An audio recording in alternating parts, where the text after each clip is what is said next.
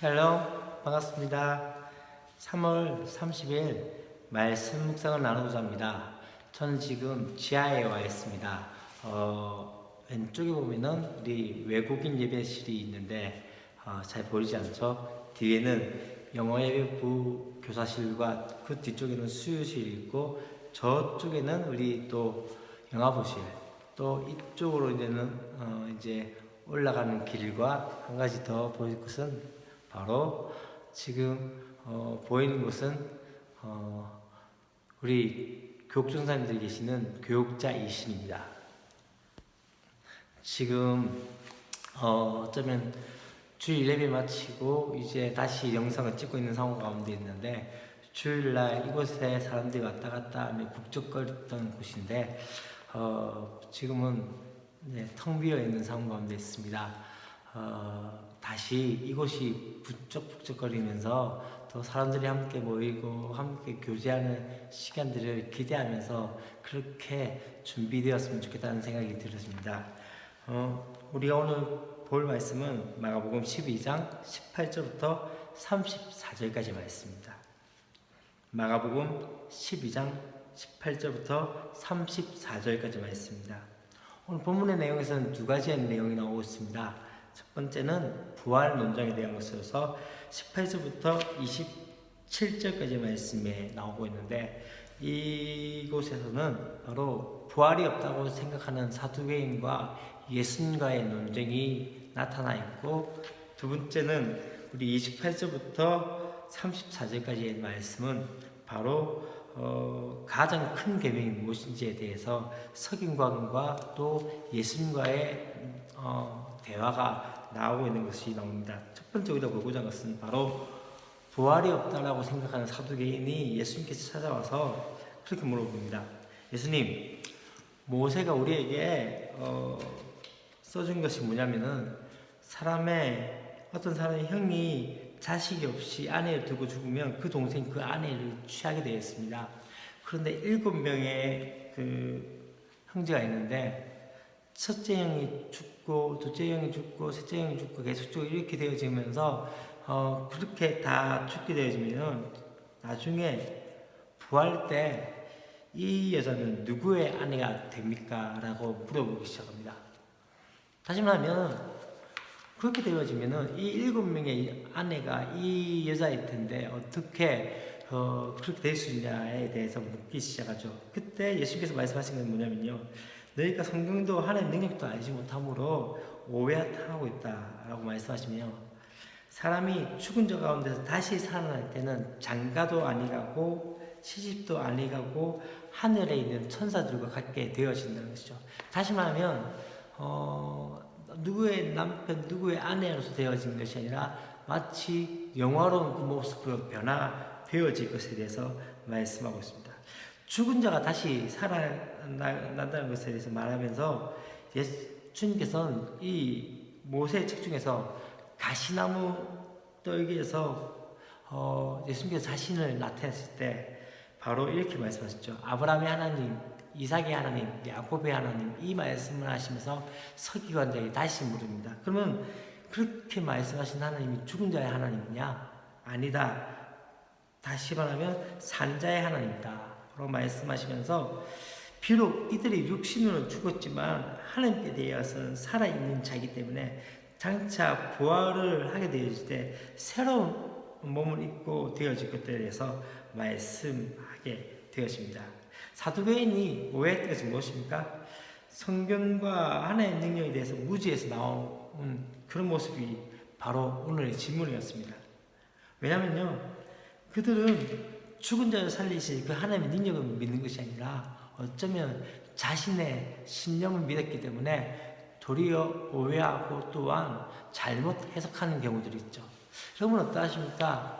우리가 말씀을 읽고 말씀을 생각하고 말씀을 나갈 때마다 진짜 말씀의 본질을 보는 경우들이 있는지, 아니면은 혹시라도 우리의 신념으로서 그 말씀을 오해하고 또 잘못 해석하는 경우들이 있지 않습니까? 많은 부분에서 그런 경우들이 많이 있습니다. 마치 교회가 성전을 건축하게 되시면 학개서의 말씀을 통해서 막 편박한 집 이런 이야기를 하면서 마치 모든 뜻들이 바로 성전 짓기에 성전 건축하는 게 바로 하나님의 뜻이라고 그렇게 설교하는 경우들이 많이 있죠. 또 한 가지 어떤 경우들이 있습니까? 마치 말씀을 자기의 생각에 그것을 집어넣어서 하는 경우들이 많이 있는 것 같습니다. 저 또한 어쩌면 그렇게 되는 경우들이 있는 것 같습니다. 왜냐하면 교육을 하고 또 어떤 목표를 향해 달려갈 때 이것이 내 뜻이 아니라 하나님 뜻인 것처럼 말하기 위해서 어쩌면 그렇게 우리의 신념을 말씀에 집어넣어서 그렇게 하는 경우들이 있다는 것을 우리는 볼 수 있습니다. 그렇기 때문에 정말 중요한 것 중에 하나는요, 말씀을 증거하는 사람들, 다시 말하면 설교자들을 위해서 특별히 기도를 많이 해주셔야 됩니다. 신념이 아니라 하나님의 말씀을 말씀대로 곧이곧대로 전할 수 있는 은혜들이 있어야 합니다. 물론 하나님의 말씀의 상황에 대한 적용이 필요합니다. 그러나 그 적용이 억지로 맞춰가는 것들은 그것은 크게 잘못될 수 있다는 것을 보셔야 합니다. 두 번째 우리가 볼 것은 바로 서기관이 이제 예수님께 나와서 그 사두개인과 그 변론하는 것을 듣고 난 다음에 예수님께서 그렇게 잘 대답하신 것을 보면서 이제 어떤 것을 묻습니까? 모든 계명 중에 첫째 되는 계명이 무엇입니까? 라고 묻기 시작합니다. 그때 예수님께서 뭐라고 말씀하십니까? 첫째는 이것이니 이스라엘아 들으라. 주 곧 우리 하나님은 유일한 주시니라. 그래서 내 마음을 다하고 목숨을 다하고 뜻을 다하고 힘을 다하여 주 너의 하나님을 사랑하라 라고 말씀하시고, 두 번째는 바로 내 이웃을 내 자신과 같이 사랑하라 라고 말씀하십시오. 이보다 큰 계명이 없다라고 말씀합니다. 다시 말하면 성경은요, 두 가지의 사랑을 이야기합니다. 하나님의 사랑과 이웃 사랑. 그래서 십자가를 나타내죠. 하나님과의 관계, 이웃과의 관계를 말하고 있는 것입니다.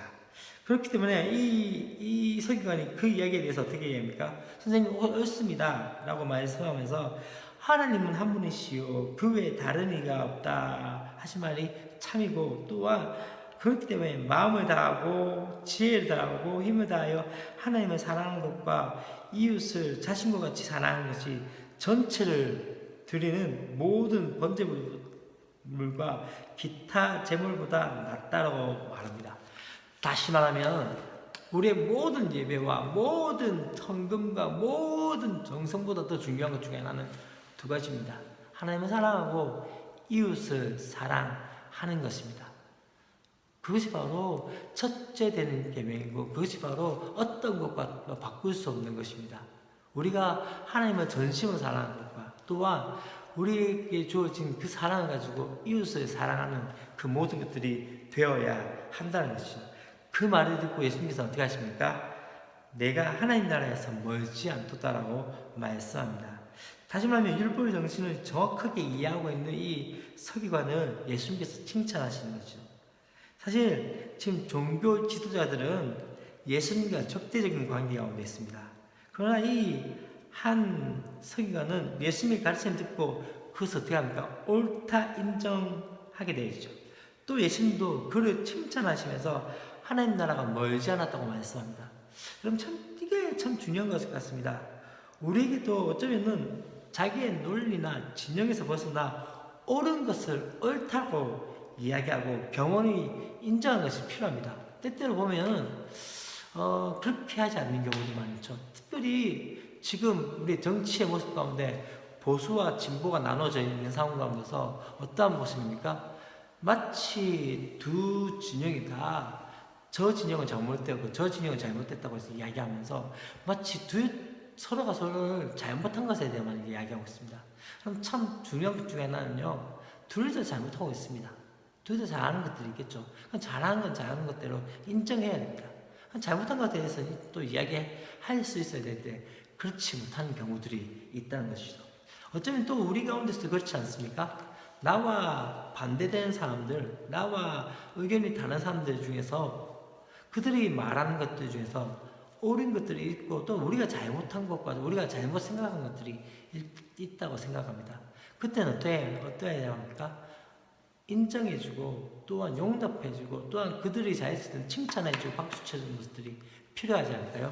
오늘 어쩌면 서기관과 바리새의 모습이 그렇지 않습니까? 사실 앞에 부분과 뒤에 부분을 한번 보시면은 부활이 없다고 생각했던 사두개인은 이 부활이 없다는 것에 대해서 논리적으로 무엇인가 나타내기 위해서 자기의 신념을 나타내기 위해서 어쩌면은 오해하고 잘못 해석하는 경우도 있게 되어지죠. 그렇게 하면서 자신의 생각과 자신의 뜻과 자신의 신념을 굽히지 않는 경우들을 볼 수 있습니다.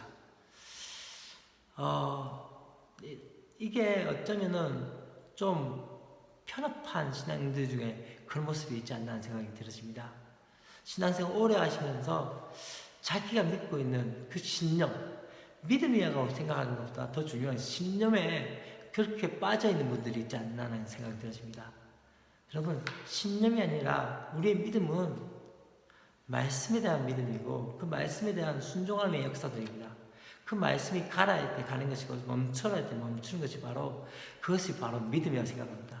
자기의 신념에 빠져서 자기의 전통과 또한 자기의 신앙의 연륜에 빠져서 어쩌면은 성경을 제대로 보지 못하는 경우들이 있지는 않습니까? 그런데 두 번째는 무엇입니까? 서기관이 한 것을 보십시오. 서기관은 그 가운데 옳은 것은 옳다라고 이야기하고 있고 또한 잘한 것은 잘했다고 이야기하고 있는 모습을 볼 수 있습니다. 우리 가운데 그 모습이 있어야 됩니다. 배우고자 하는 마음과 또한 진리에 대해서는 우리의 마음을 열어 두셔야 합니다. 나의 편협한 아집과 편견으로 말씀을 들어내지 마시고 더 중요한 것 중에는 주님, 내가 주님 말씀하시면 그 말씀에 따르겠습니다. 순종하겠습니다. 말씀하소서라는 그런 겸허한 모습들이 저와 여러분의 삶 가운데 있기를 바랍니다. 감사합니다.